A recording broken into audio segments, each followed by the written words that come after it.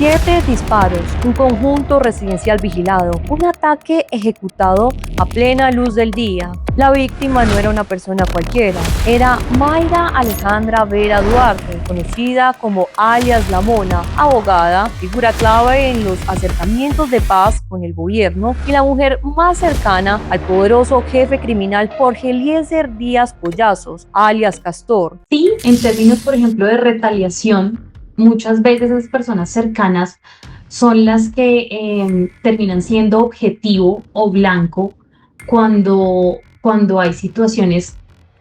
A ver, aquí hay dos situaciones y la primera es que esto nos sugiere que es dentro de la misma organización, esto es intraorganizacional. Y digamos que los estudios nos sugieren que muchas veces los homicidios que se presentan en este tipo de actuaciones en economías ilegales ocurren con actores que previamente han sido asociados o se han vinculado previamente. Entonces, nos podría sugerir esta situación que sí es un factor de riesgo para alias La Mona, sí. Ahora, nuevamente, y como digo, todo esto es un tema de probabilidad, ¿sí? Hay ciertos factores que nos hacen mucho más probable una hipótesis que la otra, pero finalmente necesitaríamos estudiar otras variables y otros factores. Pero aquí comienza el verdadero misterio. Llegar a un buen acuerdo para que toda la comunidad pueda estar tranquila, para que podamos recuperar la esencia de ser costeño. Hace apenas 2 años, Colombia ya había escuchado que La Mona había sido asesinada. La noticia corrió en medios y redes. Sin embargo, ella apareció y lanzó una frase que hoy resulta estremecedora. Nadie me ha matado, estoy viva. Ahora sí la ejecutaron y detrás de su asesinato aparecen nombres, tierras, extorsiones, sitios y una guerra criminal que podría estar entrando en una nueva fase. Varias investigaciones sobre crimen organizado nos sugieren que este tipo de actuaciones y reconfigurándolo no solamente en que tenga vigilancia, sino en el hecho, por ejemplo, de que tenía silenciador el arma, ¿no? Que también nos dice, aquí hay más información. Y, por ejemplo, eso nos permitiría identificar que la persona necesitaba o quería disminuir la reacción inmediata, por ejemplo, del equipo de vigilancia o de los vecinos o de las personas que lo estaban viendo, para facilitar la salida. Entonces, hay varias cosas que analizar, pero digamos que bajo estos elementos no podríamos determinar prematuramente ninguna de las dos hipótesis. Habría que analizar.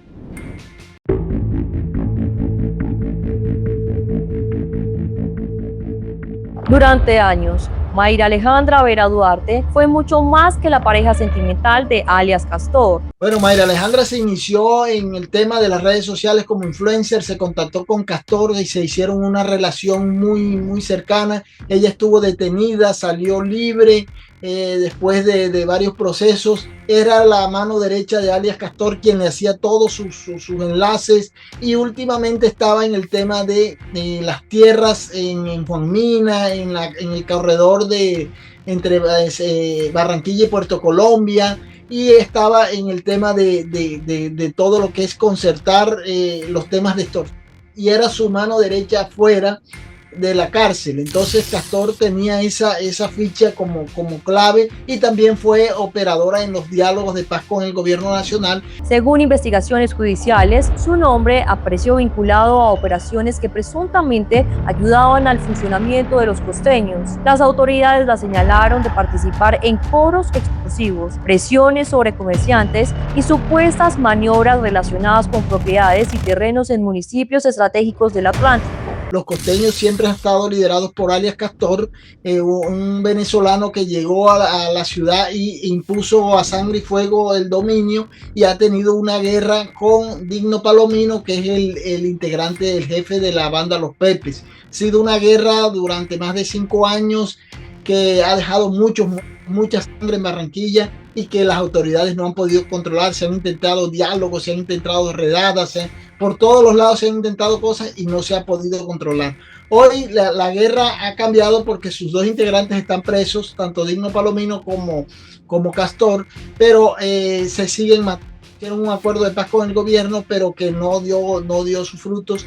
A Castor le han asesinado alrededor de 5 integrantes de su familia, su papá, le han asesinado ahora últimamente a alias La Mona, de la que vamos a hablar más adelante, le asesinaron también a un yerno, un cuñado, un primo, en fin, le han asesinado varias personas en esa guerra con Digno Palomino. Y hay un agente ahora que es el Negrito Rubí, que es el operador de la banda Los Pepes y que hace trabajos muy fuertes, muy pesados en las bandas criminales, y es el que ha liderado los últimos asesinatos. Así que esta es una guerra que se ha tomado Barranquilla y que nadie puede controlar.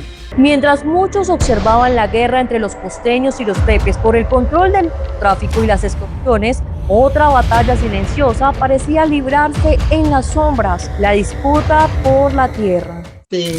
Era una mujer muy sagaz, se movía en todas las esferas, andaba en una camioneta, o sea, era una mujer muy activa en el mundo criminal.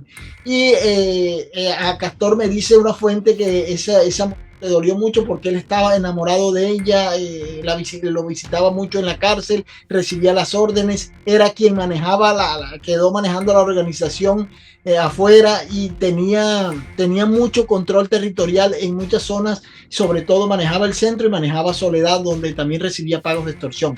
Es un golpe muy duro a la banda de Los Costeños, que ya prácticamente empieza a declinar, y parece que lo que se dice y lo que se rumora en el mundo criminal es que el próximo va a ser Castor, porque ya lo tienen prácticamente acorralado, está muy diezmado y está pidiendo ayuda al gobierno nacional para que no lo asesinen dentro de la cárcel. Terrenos, lotes y propiedades que, según expedientes judiciales, se convirtieron en activos de enorme valor para diferentes estructuras criminales. De la costa de Los Costeños. Hoy rechazamos la actitud del gobierno local.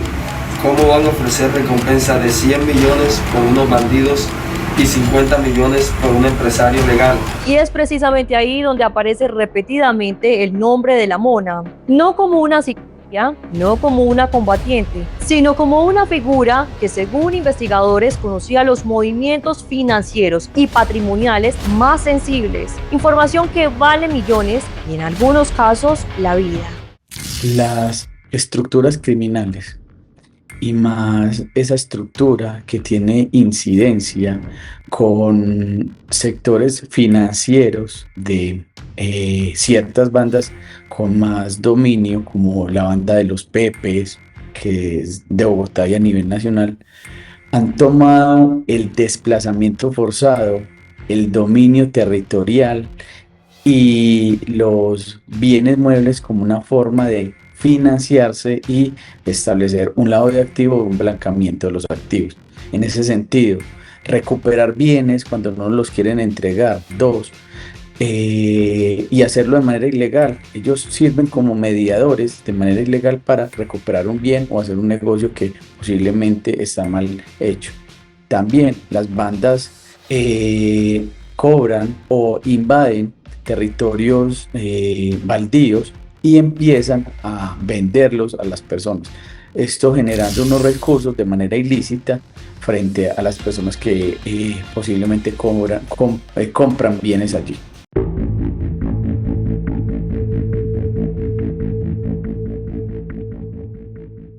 En 2024, una mujer conocida también como La Mona fue asesinada en Sabana Grande.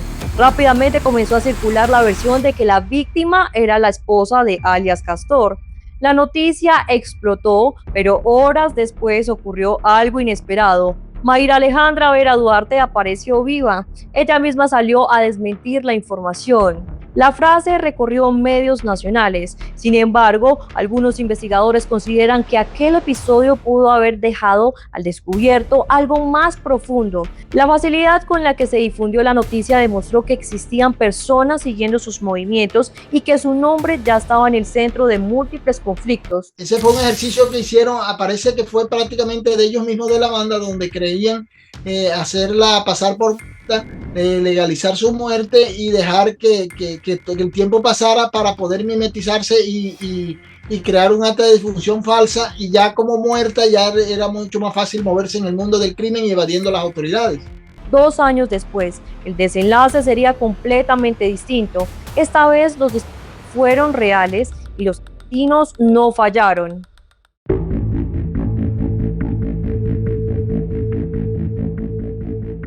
Horas después del asesinato, ocurrió algo que llamó la atención de los investigadores. Alias Castor rompió el silencio. Desde prisión difundió un comunicado. No solo lamentó la muerte de la mona, también lanzó acusaciones explosivas. Aseguró que los responsables materiales ya estaban identificados. Mencionó a nombres conocidos como Alias de Piraña y Rulay, y fue más allá.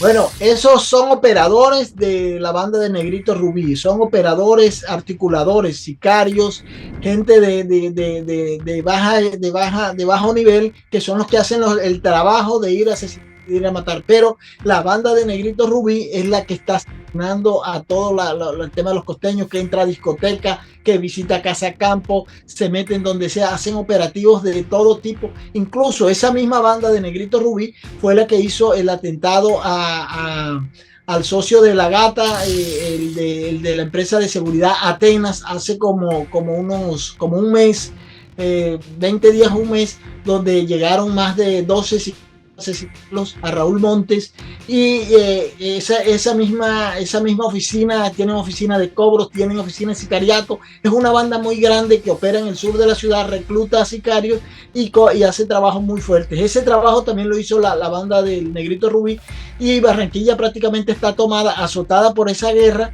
y donde los pepes de Digno Palomino están poniendo condiciones sin que las autoridades hagan nada, tanto locales como nacionales están prácticamente acorraladas. Según Castor, detrás del crimen existiría una red vinculada al robo de tierras, extorsiones y actividades de narcotráfico. Hay un dato inquietante. Uno de los hombres mencionados habría tenido vínculos previos con los costeños. Si esto resulta cierto, la hipótesis cambia por completo. Ya no estaríamos únicamente frente a una guerra entre bandas rivales. También podría tratarse de fracturas internas, traiciones o ajustes de cuentas dentro del mismo universo criminal. Y la historia demuestra que esas son las guerras más peligrosas, porque quienes conocen los secretos de una organización suelen convertirse en objetivos prioritarios.